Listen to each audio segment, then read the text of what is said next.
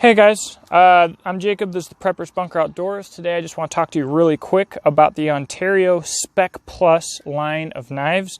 Here we have an ancient SP5 and two new defective SP53s. I am having problems with these SP53s. They are defective, and I wanted to show you guys the difference between the handle on an appropriate Spec Plus knife and the ones that are having problems today. So a little bit of backstory. I've owned somewhere between 7 and 10 Spec Plus knives. Somehow this is my third SP5.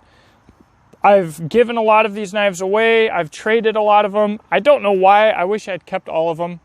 But this is a good example of a good Spec Plus knife. And so what we're going to look at here is the top of the handle here, you'll see, is finished in basically the same finish as the sides of the handle.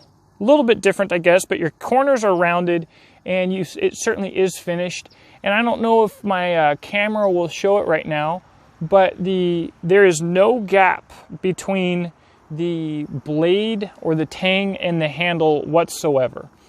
And I have always believed that these handles must be molded onto the tang like while molten hot to get a mechanical bond to the tang, because I have never had one of these handles fail from use, never get loose from use. My first SP5 ever was loose in the handle. Ontario fixed it right away, sent me out another one right away. I've used and abused a ton of these knives, never had an issue with a knife that was right from the beginning. Now, I've already been accused of sabotaging these two knives. For what reason, I really can't understand. But when you look at these two knives, I hope that you can see the difference easily and readily here. You'll see that the top is smooth, sharp corners, unfinished, different texture, and if you look really close, hopefully, you'll see that there is quite a gap between the blade and the handle, and it is loose as a goose. I mean, it doesn't get any looser than that.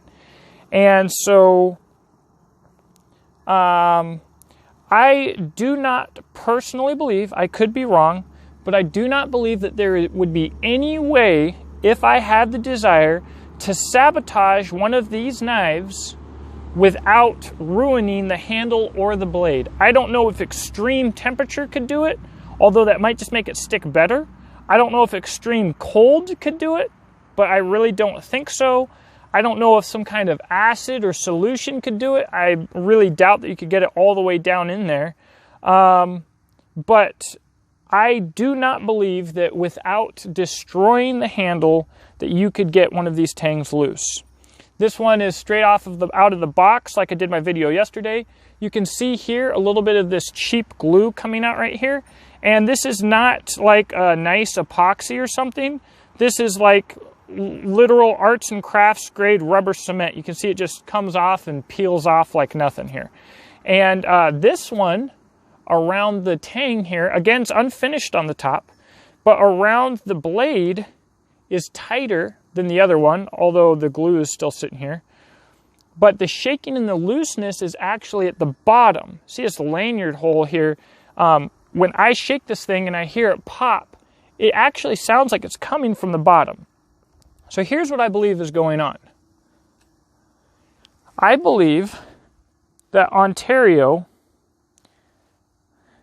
I'm not for sure, I believe that the original handles are molded to the blank and ready to go all as one piece. I do not believe that the handles are pre-made and they're just stuck in there and glued in there.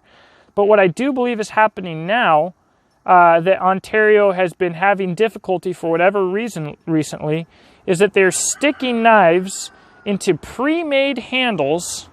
They're putting this lanyard thing through here. Look how poorly done that is. Like, that's doesn't look good. I've never seen one so bad. So I think that they're sticking this hole through the bottom, and then they're sticking some glue in there and calling it good and shipping these out. So this is not what an Ontario Spec Plus handle should be like. This is a problem.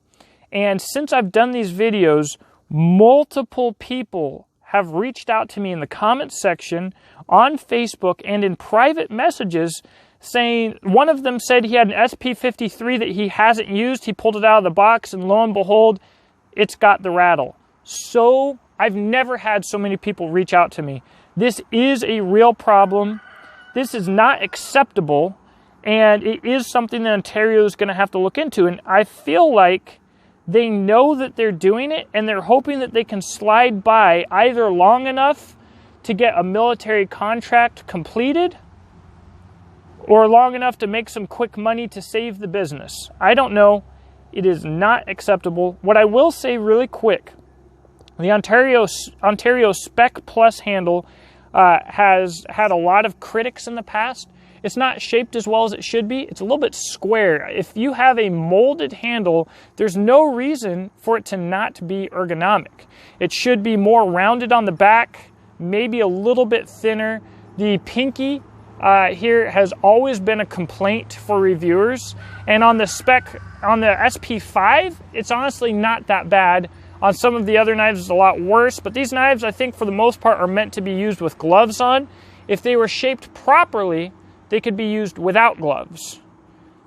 But I'm going to do a separate video on how Ontario should redo the Spec Plus handles. But what I will say, the Spec Plus handles allowed Ontario to have a huge line of large chopping knives, all with the same handle, at untouchable prices. They're basically $50 for any knife that you want. They had multiple blade shapes, multiple grinds. They had all different sizes.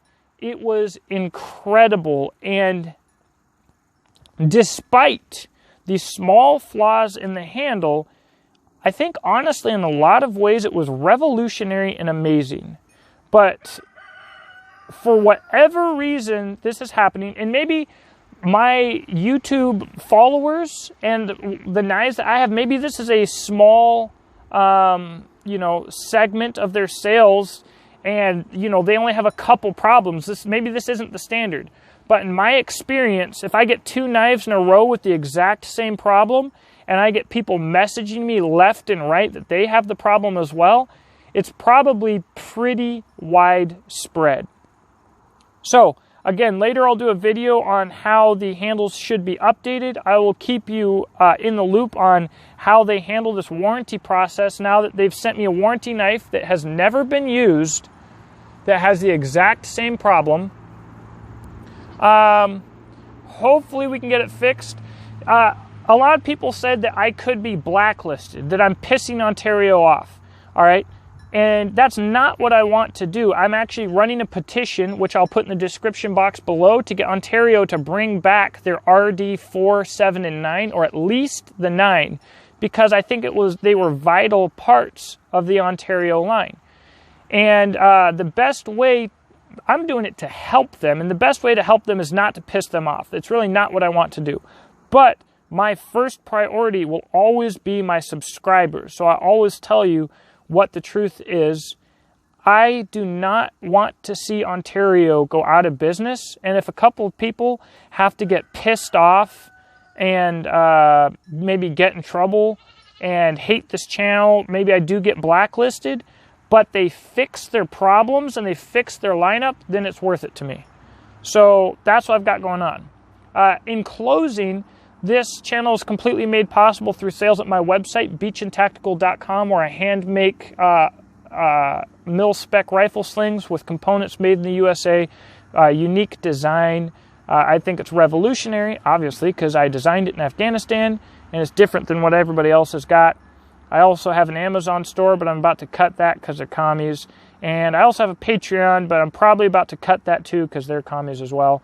So I'm going to put a link to Beach and Tactical and to the petition to get Ontario to bring back the RD series of knives in the link below. hopefully this helps. Hopefully if I'm pissing somebody off, you know, they realize that crap's not right and it needs to be fixed. That's on them. That's not on me. It's my job to honestly and accurately, to the best of my ability, report these kind of things to my viewers. So, also, yeah, the knife was paid for by Patreon.